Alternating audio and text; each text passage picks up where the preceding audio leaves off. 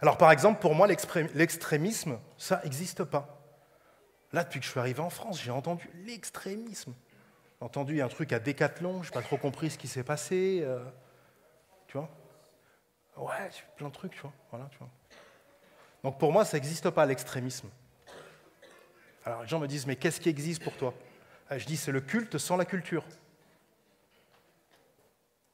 Extrémiste, je ne sais pas ce que ça veut dire.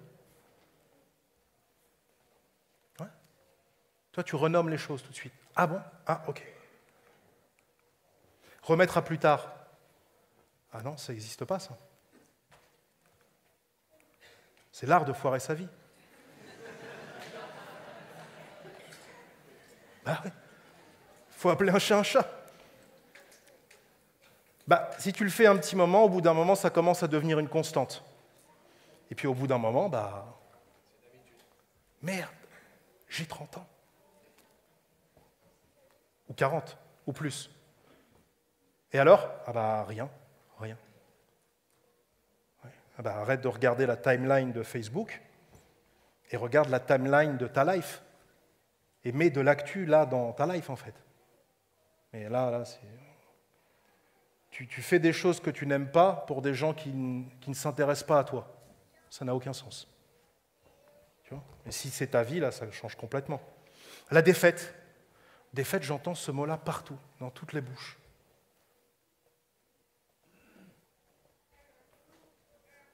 L'abandon.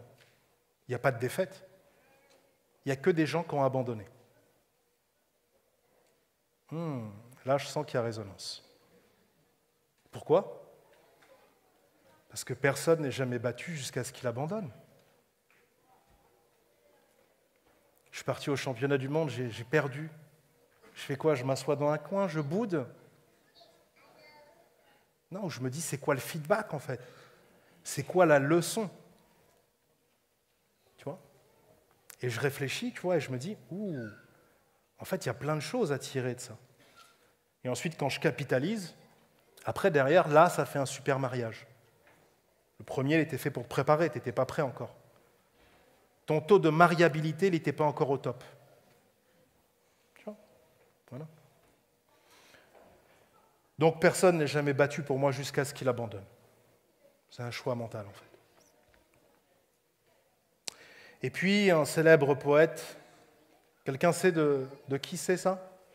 Si vous êtes irrité par chaque frottement, comment pouvez-vous être poli? C'est de Rumi. T'es un glaive, mais dans le four. Et l'idée, c'est qu'on veut te polir, on veut faire, tu vois, on veut faire un sabre comme ça, là. Et pour faire d'une pierre ça, il faut beaucoup de coups de marteau. Et après, quand tu dis, ah ouais, c'est un katana. Oui, mais techniquement, maintenant, c'est un katana. Ça ne l'a pas toujours été. Il faut savoir à quel point tu vas être frotté. Tout le monde veut être un katana. Tu vois, tout le monde veut aller au paradis, par exemple. Mais personne n'est prêt à mourir. Ah là, ça fait chier. Ah, faut mourir et tout? Ah non, c'est chiant, j'ai plus envie. Ça n'a aucun sens, je veux dire. Et tout le monde va être un katana. Ouais. T'es prêt à te frotter ou pas? Parce que ça va arriver. Et ça ne sera pas agréable. C'est ce qu'on appelle l'art de la souffrance. Vous pouvez trouver beaucoup de choses là-dessus. Art of suffering. L'art de la souffrance. Fais-moi voir comment tu souffres. Et je te dirai qui tu es. Ah ouais. C'est trop facile quand tout va bien. Tout le monde est happy, tout ça, tu vois. Mais quand tu souffres, c'est là on va voir. C'était un Mandela, tu vois. Si t'es quitté, tu vois. Même sans être Mandela, tu vois. Il y en a qui sont bons dans l'art de la souffrance ici ou pas? Pas mal. Ouais, pas mal. Ouais. Super, voilà. C'est ça, tu vois. Waouh, super, waouh. Si ça m'était pas arrivé ça, franchement, je n'aurais jamais rebondi. Alors oui, j'ai déjà montré une fois, si tu fais tomber une ampoule, elle se pète. Mais si tu fais tomber un ballon, il rebondit. Et techniquement, en fait, tu peux soit rebondir, soit t'écraser. C'est un choix mental, en fait. Parce que si tu décides que tu es un ballon, plus on te lance fort, plus... Mais si tu décides que tu es une ampoule, bah, à ce moment-là, au premier choc, tu te pètes en deux. C'est un choix mental. Je suis un ballon. Et plus tu me lances fort, plus je rebondis. C'est ça qui est extraordinaire. Qu'est-ce que tu veux être, en fait? C'est quoi ton symbole? C'est le ballon ou c'est l'ampoule? Tu vois? Toi, tu m'as dit que tu étais résilient. On appelle ça la résilience des matériaux. Monsieur Montblanc. Ouais, tu connais un peu la souffrance? Tout petit peu? Tu peux nous dire un mot, peut-être? Parce que moi, je connais ton histoire, mais les autres, ils la connaissent pas. T'inquiète pas, je connais tout, moi. Chaque personne dans cette pièce. J'ai étudié tous les dossiers avant de venir. Il y a 3 fiches S aujourd'hui. Dont moi. Alors vous allez voir, c'est le beau truc. Mont Blanc, tout ça, tout le monde se dit ouais, super et tout, ouais. Super. Écoute avant. Alors, le Mont Blanc, c'est vrai qu'il y en a beaucoup qui le montent. Ouais. Mais moi, il y a 22 ans, et d'ailleurs, quand je serai au sommet du Mont Blanc le 30 août, ça sera la date anniversaire de cet événement, j'ai eu un accident de vélo. J'ai percuté un poteau en pleine face sans casque. Mon ventre a été perforé par le guidon du vélo. J'ai perdu la rate, j'ai perdu du sang, énormément de sang. J'étais dans le coma. Je suis resté 1 mois dans le coma, 4 mois à l'hôpital, 4 mois allongé sans même pouvoir lever la tête de l'oreiller. J'étais laissé pour mort. Je ne devais pas me réveiller. Je ne devais pas me relever de mon lit. Je devais finir aveugle. J'étais hémiplégique. J'avais perdu tout le côté gauche. Il n'y avait plus aucun espoir. Un médecin, il y a quelques années, quand j'ai été le voir, je lui ai dit bonjour, je suis un nouveau patient, je vous présente mon dossier médical. Il ne m'a jamais cru. Il a dit c'est pas possible, ce que vous avez eu, vous seriez mort, vous ne seriez pas devant moi. Je suis là, je me suis réveillé, je me suis levé. Je ne vois certes pas d'un œil, mais j'ai un deuxième œil encore valide. J'ai récupéré le côté gauche, je marche, et le 30 août, je serai au Mont Blanc.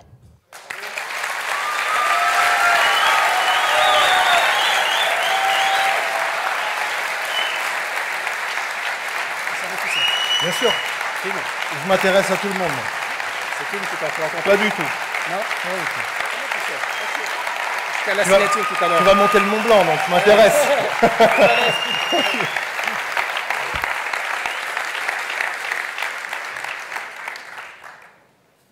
Eh ouais. Il se dégonfle pas, il fait le Mont Blanc après. Tu vois? Il y a une phrase que j'aime bien dans le livre, bon, il y en a beaucoup que j'aime bien, j'ai mis que celle que j'aimais. C'est quand on te jette au loup, qu'est-ce que tu fais?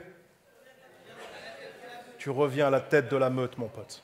Le mec, ils t'ont jeté au loup, comme un chien, comme ça, il va se faire... magnifique et tout. Tu regardes comme ça, ah merde, là c'est embêtant. Ça j'adore. On t'envoie à la mort et tu reviens avec la mort. C'est ton pote, comme ça. Tu dis, ouais, c'est mon poteau la mort maintenant. Non, on est parti à KFC. On s'est fait un bucket. On a fait un bucket, voilà.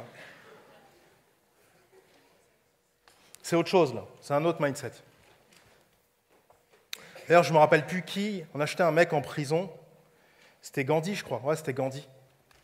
Et on lui dit, bon, bah, faut sortir, finalement, vous êtes libéré. Ah non, non, non, non. Et pourquoi? Ah, il dit, j'ai pas fini, là. Non, non, je fais des cours, j'ai mis en place tout un truc. Et d'abord, je finis, et après, je sors. Ah bon? Bon, bah, d'accord. Tu peux rien faire contre un homme comme ça. L'art de la souffrance. Ouais. Et il faut s'entraîner à ça. Parce qu'inévitablement, tu vas souffrir. C'est la base. C'est le four alchimique pour te chauffer. Si tu n'es pas prêt, c'est une danse. Fais voir comment tu danses sur cet instru. Tu dois apprendre à danser avec la souffrance. Ça doit être beau comment tu souffres.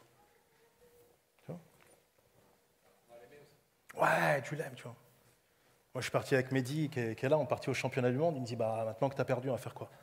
Parce que là, c'est embêtant. Moi, j'avais prévu une victoire, j'avais tout monté comme ça. Non, on va faire une vidéo sur l'échec. Merde, sur YouTube et tout. Ah ouais. Une ode à l'échec. Ouais. Parce qu'on sait après. Inévitablement, après, ça va marcher. Alors, attendez, parce qu'il y a quelqu'un qui a un appel. Là, c'est embêtant, il ne faudrait pas... J'attends que ce soit fini. Hein. J'attends que... Ah, il n'y a personne, on est en double appel, avec la réussite, nous. Ça ne peut pas marcher. Tu dis, on est occupé.